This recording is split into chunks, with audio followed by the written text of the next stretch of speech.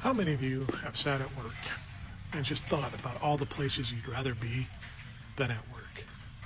Well, we kind of talk about that in our latest episode of Drop the Stones, where we're talking about work and is it really the design of what the human form is supposed to do? And we get into a little bit about education and the school systems and how they work and how that's related to the work and how it trains us up to be good, diligent workers. And then how religious systems are kind of hand in hand in there too, training us up to be diligent, obedient little servants to whoever may be our overlords at all times. And it was brought on because I was just sitting at home one day observing my dog, and just noticed how much time she spends just curled up in a little ball, sleeping. Highly attentive. She's a high-strung little thing, so any little creak or crack in sound that she may hear, she'll pop up and be, curious and observant of what's going on. But for the most part, her natural state of being is in rest, laying down, watching. Plays for a few hours a day, spread out throughout the day, finds her meals and water, but generally resting. And just looking throughout the animal kingdom, seeing how much this really takes shape and form throughout all animals in the world. They just spend a lot of time resting.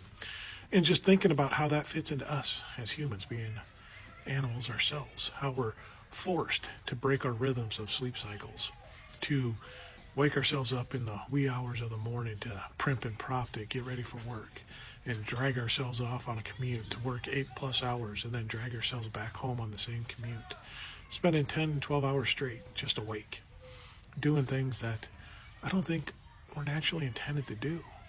There's supposed to be naps put into that cycle. There's supposed to be times of rest, but 15 minutes here, 15 minutes there, maybe a half hour here isn't enough. And it's definitely not resting. We're overly pressed for time, so we're consuming food as fast as we possibly can, then getting back to the grind and doing all we can. And then coming home and working and running around everything else. We're spending 18 hours a day awake, constantly moving. And it makes me wonder how much that's really affecting how we're naturally supposed to be. Because I think, honestly, we should be rest. And I have no solution for this. This is the systems that we've bought into, that we've been formed to, and what we're part of. The solutions out there are so far away, I don't know what they could be. But you start seeing some semblance of working towards it in some other countries where they're shortening their work weeks and being more worker rights. And some companies are following that lead and seeing progress here. But the thing is that progress is always fought. Change is always fought against. People don't want it, especially the people in charge, especially the people that have benefited from the mindless obedience of the working man.